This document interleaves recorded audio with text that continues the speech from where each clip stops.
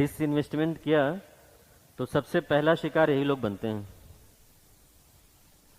उनको पीडब्ल्यूडी चाहिए ही नहीं, पर्सन विद डिसेबिलिटी।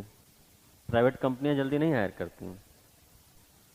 फीमेल को क्यों नहीं हायर करती हैं मैंने बता ही दिया तुम्हें पहले भी, मैटरनिटी बेनिफिट ना देना पड़े, है ना।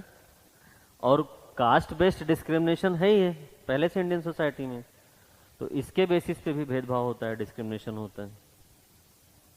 तो इनको कोई, इनका जो इनकम सिक्योरिटी था या इनकी जो सोशल सिक्योरिटी थी, हेल्थ इंश्योरेंस, पेंशन, ये सब कॉम्प्रोमाइज नहीं होना चाहिए। एग्जाम्पल में ये चीज लिख लो, क्योंकि ये लोग ज्यादा अफेक्ट होते हैं, है ना। जनरली अभी भी लोगों में ये मिसकॉन्सेप्शन रहता है कि जो ओबीसी है या एससी एसटी है वो डिजर्व नहीं करता है ये जॉब, वो रिजर्वेशन के दम पे आया है ना। बट सोशल जस्टिस का कॉन्सेप्ट शायद वो लोग सही से समझ नहीं पाए हैं, ठीक है। उनको वो जो बुक मैंने तुम्हें बताया है पॉलिटिकल थ्योरी, वो बुक पढ़ो जाके, तब तुम्हें सोशल जस्टिस क्या है उसमें बहुत अच्छे से समझाया है, रिजर्वेशन क्या है वो भी बहुत अच्छे से समझाया है ना। माइनॉरिटी को राइट्स क्यों दिए जाते हैं वो भी बहुत अच्छे से समझाया है।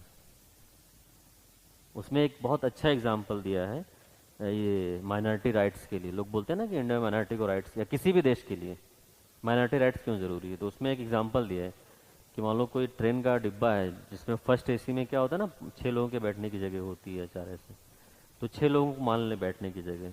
तो उसने बोला कि एक उसमें स्मोकिंग करना चाहता है और एक उसमें अस्थमा का पेशेंट है, 4 लोग नॉर्मल हैं, है ना। तो जब वो स्मोकिंग स्टार्ट करता है तो वो अस्थमा वाला मना करता है कि मुझे अस्थमा है, स्मोकिंग ना करो। तो वो कहता है कि ऐसे कैसे, जो मेजॉरिटी बोलेगा वही माना जाएगा, वोटिंग करवा लेते हैं, है ना। ये एनसीईआरटी में लिखा हुआ, बहुत बढ़िया है वो बुक।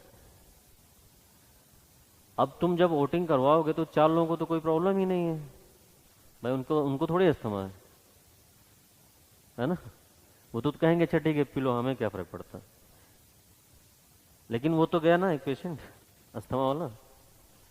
तो इसी से उन्होंने बताया कि जो माइनॉरिटीज हैं या जिनको रिजर्वेशन की नीड है उनको क्यों है, क्योंकि वो पहले से ही पिछड़े हुए लोग हैं। वो पिछड़ापन सिर्फ इकोनॉमिक नहीं, सोशल, क्योंकि इंडियन सोसाइटी जो है उसका एक फीचर क्या है, कास्ट बेस्ड हायरार्की है इंडियन सोसाइटी में। ये इस पे हर साल यूपीएससी क्वेश्चन पूछती है, हर साल बच्चे उल्टा सीधा लिख के आते हैं इस पे। इंडियन सोसाइटी बहुत सोच समझ के लिखना, वो तुम्हारा सिलेक्शन डिसाइड करता है, बहुत बैलेंस्ड रहना पूरी तरह से। ये पेपर 1 में नंबर बहुत कम मिलते हैं लोगों को इसी इसी सब चक्करों से। इस बार भी क्वेश्चन आया है कास्ट पे, ठीक है। तो हालांकि ऐसा नहीं है, इंसान अच्छा बुरा वो हर जगह होता है, ठीक है। वो किसी लैंग्वेज, रिलीजन, कास्ट इनसे बंधा हुआ नहीं होता है। जैसे इंडिया में देखो, जैसे कुछ लोग बोलते हैं कि भीमराव अंबेडकर जी ने कॉन्स्टिट्यूशन बना के दिया, ठीक है, अच्छी बात है, मैं भी मानता हूँ, हर कोई मानता है। उनका कॉन्स्टिट्यूशन किस पे बेस्ड है जानते हो? अभी तुम लोग पढ़ोगे मॉडर्न हिस्ट्री में, है ना। प्रेम्बल हमारा जो है वो ऑब्जेक्टिव रिजोल्यूशन पे बेस्ड है, और ऑब्जेक्टिव रिजोल्यूशन पास करा के लाए थे पंडित जवाहरलाल नेहरू इंडिपेंडेंस से पहले, उसी में लिखा हुआ था। और एक बार और कॉन्स्टिट्यूशन बना है हमारा, ब्रिटिशर्स ने हमें चैलेंज कर दिया था कि इंडियंस को इंडिपेंडेंस देने लायक नहीं है, ये कॉन्स्टिट्यूशन ही नहीं बना पाएंगे। तो एक कॉन्स्टिट्यूशन और मोतीलाल नेहरू ने और इन लोगों ने मिलकर बनाया था। तो फंडामेंटल राइट्स और ये सब उन्होंने वहाँ पहले दिया था, माइनॉरिटी को राइट्स, फंडामेंटल राइट्स, वीमेन को राइट्स।